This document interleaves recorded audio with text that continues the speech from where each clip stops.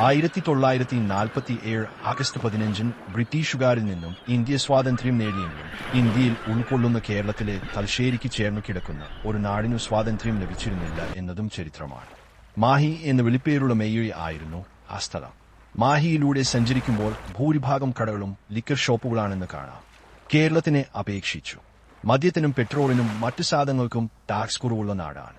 മാഹി കേന്ദ്ര ഭരണപ്രദേശമാണ്. പുതുച്ചേരി എന്ന പോണ്ടിച്ചേരിയുടെ ഭാഗമാണ് മാഹി. മാഹിയുടെ ഭരണ സ്ഥിരാ കേന്ദ്രം 630 കിലോമീറ്റർ ദൂരെയുള്ള പോണ്ടിച്ചേരിയാണ്. മാഹി ഫ്രഞ്ച് കോളനിയായിരുന്നു. കേരളത്തിൽ ഉൾപ്പെടുന്ന പ്രദേശമാണ് മാഹി. മാഹിയുടെ ആദ്യ പേര് മെയ്യഴി എന്നായിരുന്നു. കേരളത്തിലെ പുഴകളിൽ ഏറ്റവും അധികം നീല നിറമുള്ള വെള്ളം മെയ്യഴി പുഴയുടേത് ആയിരുന്നു. മെയ് എന്നാൽ നീലനിറം എന്നാണ് അർത്ഥമെന്നു ചിറക്കൽ ബാലകൃഷ്ണൻ പറയുന്നുണ്ട്. അഴി എന്നാൽ ഓളം എന്നും അഴിമുഖം എന്നും അർത്ഥമുണ്ട്. അതുകൊണ്ട് മെയ്യഴി എന്നാൽ നീലനിറമുള്ള പുഴയുടെ അഴിമുഖം എന്നാണ് അർത്ഥം. എന്നാൽ ഈ പേര് ഫ്രഞ്ചുകാർ മാഹി എന്നാക്കി മാറ്റി. അതിനും കാരണമുണ്ട്. ഫ്രഞ്ച് അഡ്മിറൽ മാഹി ലേബോർഡിന്റെ പേര് ആയിരുന്നു മാഹി എന്ന പേരിന് കാരണമായത്.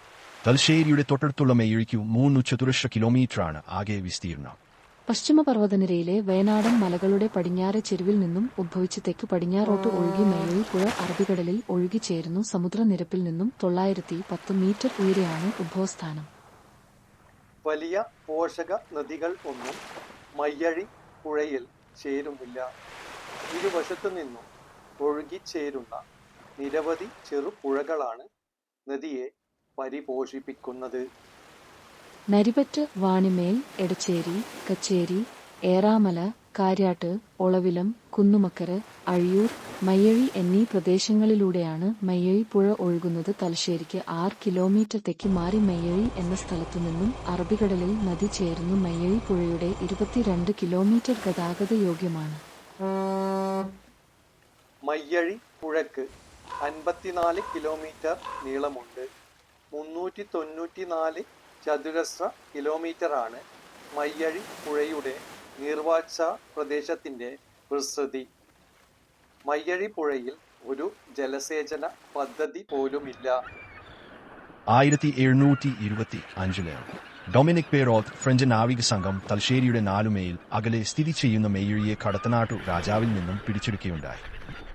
1761 ഫെബ്രുവരി 3 മെയ്യഴിയുടെ ഫ്രഞ്ച് സൈന്യാധിപൻ എം ലോയറ്റ് ബ്രിട്ടീഷുകാരുടെ മുന്നിൽ കീഴടങ്ങുകയും മെയ്യഴിയിൽ വെള്ളക്കാരന്റെ പതാക പറക്കുകയും ചെയ്തു. എങ്കിലും 1765 ഒക്ടോബർ 20 പാരീസ് ഉടമ്പടി പ്രകാരം ഫ്രഞ്ചുകാർക്ക് ബ്രിട്ടീഷുകാർ മെയ്യഴി ലഭിക്കുകയും ഫ്രഞ്ചുകാർ വീണ്ടും മെയ്യഴിയിൽ സജീവമാകുകയും ചെയ്തു.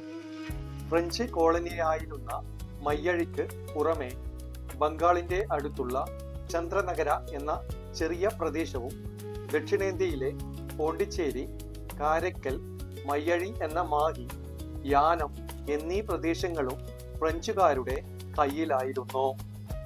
സ്വാതന്ത്ര്യ പോരാളികളുടെ ജീവൻ കൊടുത്തു നേടിയ ഇന്ത്യൻ സ്വാതന്ത്ര്യം അനുഭവിക്കാൻ മെയ്യഴിക്കാരെ ഫ്രഞ്ചുകാർ അനുവദിച്ചില്ല. ഫ്രഞ്ചുകാർക്ക് എതിരെ കോളനി വിരുദ്ധ സമരം ഉണ്ടായെങ്കിലും ബ്രിട്ടീഷുകാരെ പോലെ ഫ്രഞ്ചുകാരും ജനങ്ങളുടെ സ്വാതന്ത്ര്യദാഹം അടിച്ചമർത്തി. 1938 കല്യാട്ടു അനന്തൻ പ്രസിഡന്റും C.E. ഭരതൻ സെക്രട്ടറിയുമായി രൂപം കൊണ്ട മെയ്യഴി മഹാസഭയാണ് മെയ്യഴി സ്വാതന്ത്ര്യത്തിന് വേണ്ടി പ്രവർത്തിച്ചത്. തുടർന്ന് മെയ്യഴി ഗാന്ധി എന്ന വിളിപ്പേരുള്ള A.K. കുമാരൻ സംഘടനയുടെ പ്രസിഡന്റ് ആയി. Moochikkal Padmanabhan, മംഗലാട്ടു Raghavan, P.K. Raman, കുമ്മായ Raghavan, P. Ananthan Nair, P. Kumaran, P.K. Usman, P. Shishupala, കുമ്മായ Damodaran, MC Kannan, Koloth Madhava Kurup, പന്തയാട്ടു ബാലൻ നായർ തുടങ്ങിയവരൊക്കെ മെയ്യഴി മഹാസഭയുടെ ഊടും പാവും ആയിരുന്നു. 1934 ഗാന്ധിജി മാഹി സന്ദർശിച്ചു. ഫ്രഞ്ച് ഇന്ത്യൻ വിമോചന സമര പ്രസ്ഥാനം കെട്ടിപ്പടുക്കുന്നതിൽ ഗാന്ധിജിയും നെഹ്റുവും നേരിട്ട് ഇടപെട്ടു. 1942 ക്വിറ്റ് ഇന്ത്യ സമരത്തിൽ ഗാന്ധി A.K. കുമാരൻ പങ്കെടുക്കുകയും അറസ്റ്റ് വരിക്കുകയുമുണ്ടായി. മെയ്യഴിയിലെ സ്വാതന്ത്ര്യ സമരത്തിന്റെ ഗതിവിഗതികൾ ശ്രദ്ധാപൂർവം ഗാന്ധിജിയും നെഹ്റുവും നിരീക്ഷിക്കുകയും ഗാന്ധിജിയുടെ ഉപദേശങ്ങൾ മെയ്യഴി ഗാന്ധി A.K. കുമാരൻ സ്വീകരിക്കുകയുമുണ്ടായി. മെയ്യഴി വിമോചന നേതാവായ A.K. കുമാരൻ 1904 സെപ്റ്റംബർ 17 ജനിച്ചത്. 1999 ജൂലൈ 26 അന്തരിച്ചു. മയ്യഴിയിലെ ഐത്തോച്ചോടനം, മിശ്രഭോജനം, ഗാന്ധി പ്രചരണം എന്നിവയിൽ സജീവമായി മയ്യഴി ഗാന്ധി എന്ന പേരിൽ അറിയപ്പെടുന്ന IK കുമാരൻ പ്രവർത്തിച്ചു. മയ്യഴിയിൽ ഗവൺമെന്റ് ആർട്സ് കോളേജ് മയ്യഴി ഗാന്ധിയാണ് സ്ഥാപിച്ചത്.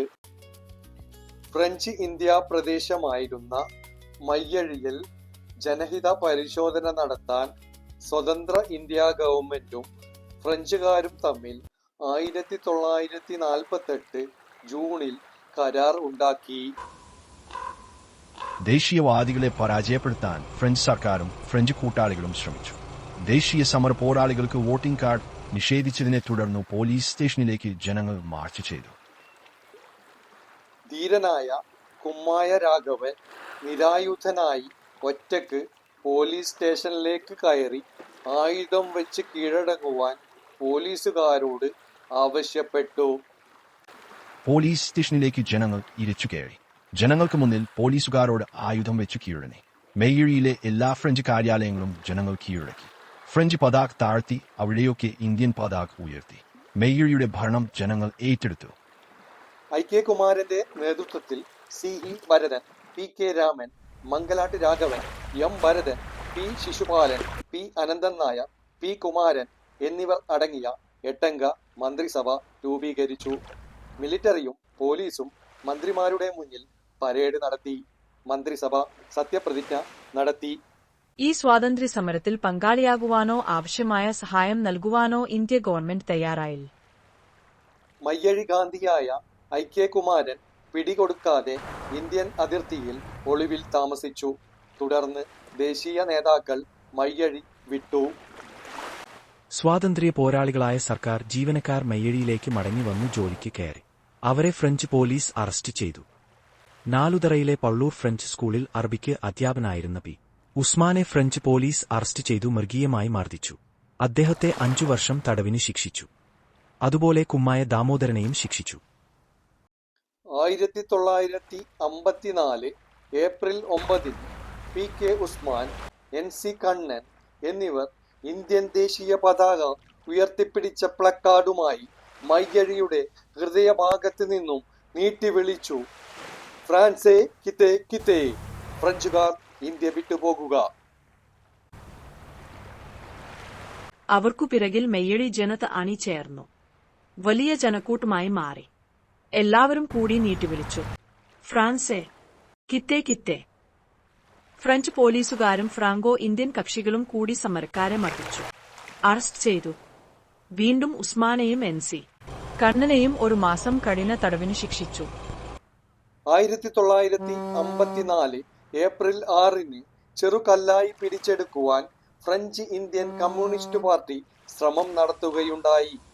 അനന്തൻ, അച്യുതൻ എന്ന വിപ്ലവകാരികൾ ഫ്രഞ്ച് പോലീസിന്റെ വെടിയേറ്റ് മരിച്ചു. മെയ് 8 നാലുതറയും ഏപ്രിൽ 26 ചെറുകല്ലായിയും ഫ്രഞ്ചുകാരിൽ നിന്നും മയ്യഴി മഹാജനസഭ മോചിപ്പിച്ചു. 1954 ജൂലൈ 14 ഫ്രഞ്ചുകാർ ഇന്ത്യ വിടുക എന്ന മുദ്രാവാക്യവുമായി മയ്യഴി ഗാന്ധിയായ IK കുമാരന്റെ നേതൃത്വത്തിൽ സമരജാഥ നയിച്ചു. മഹാജനസഭക്കാരുടെ സ്വാതന്ത്ര്യ പോരാട്ടത്തിന്റെ മുന്നിൽ ഫ്രഞ്ചുകാർ മുട്ടുമടക്കി തലകുനിച്ചു. ഇന്ത്യ വിടുവാൻ ഫ്രഞ്ചുകാർ തീരുമാനിച്ചു. CJ റാവേലിന്റെ നേതൃത്വത്തിൽ ഫ്രഞ്ച് അധികൃതരും മഹാജനസഭയും സംഭാഷണം നടത്തി. Mayyazhi French administrator മോസിയെ ദശാനുവും മഹാജനസഭ പ്രതിനിധികളായ Mayyazhi Gandhi, IK Kumaran, CE Bharathan, Mangalat Raghavan എന്നിവർ പങ്കെടുത്തു. ചർച്ച വിജയിച്ചില്ല എങ്കിലും പിന്നീട് ജനകീയ പ്രക്ഷോഭത്തിന്റെ ഗതിവിഗതികൾ തിരിച്ചറിഞ്ഞ ഫ്രഞ്ചുകാർ മയ്യഴി വിടാൻ തീരുമാനിക്കുകയും മഹാജനസഭയ്ക്ക് ഭരണം ഏൽപ്പിക്കാനും തീരുമാനിച്ചു. ജൂലൈ 16 അധികാര കൈമാറ്റം നടന്നതായി ഫ്രഞ്ച് അഡ്മിനിസ്ട്രേറ്റർ മോസെ ദശാനു പ്രഖ്യാപിച്ചു. മയ്യഴി ഗാന്ധി IK കുമാരൻ അഡ്മിനിസ്ട്രേറ്ററായി ചുമതലയേറ്റു. ഫ്രഞ്ച് മയ്യഴി അഡ്മിനിസ്ട്രേറ്ററും പോലീസ് മേധാവിയും ആയുധങ്ങളോടെ ഗ്രാംവീൽ ഫ്രഞ്ച് കപ്പലിൽ കയറി. 1954 ജൂലൈ 16 മാഹിയിൽ നിന്ന് ഫ്രഞ്ചുകാർ കപ്പൽ കയറിയെങ്കിലും ഇന്ത്യൻ ഗവൺമെന്റും ഫ്രഞ്ച് സർക്കാരും തമ്മിൽ പരിപൂർണ ലയന ഉടമ്പടി ഒപ്പുവെച്ചത് 1962 ആഗസ്റ്റ് 16 ആയിരുന്നു. ഡേ ജൂർ ട്രാൻസ്ഫർ ഡേ എന്ന ഫ്രഞ്ച് പേരിൽ ഈ ദിനം അറിയപ്പെടുന്നു. മെയ്യഴി സ്വാതന്ത്ര്യത്തിനു വേണ്ടി രൂപം കൊണ്ട സംഘടന 1956 പിരിച്ചുവിട്ടു.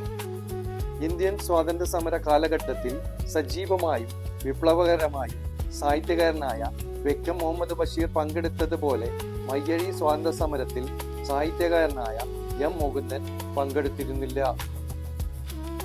മയ്യഴി സ്വാതന്ത്ര്യ സമരം നടക്കുമ്പോൾ എം മുകുന്ദന് 12 വയസ്സായിരുന്നു.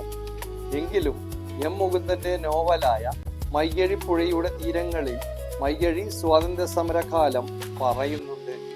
ഈ നോവലിൽ ഫ്രഞ്ച് ഭരണത്തിന്റെ തുടർച്ചയ്ക്ക് അനുകൂലമായുള്ള നിലപാടുകളും ചിന്തകളും വിവരിക്കുന്നതായും കാണാം.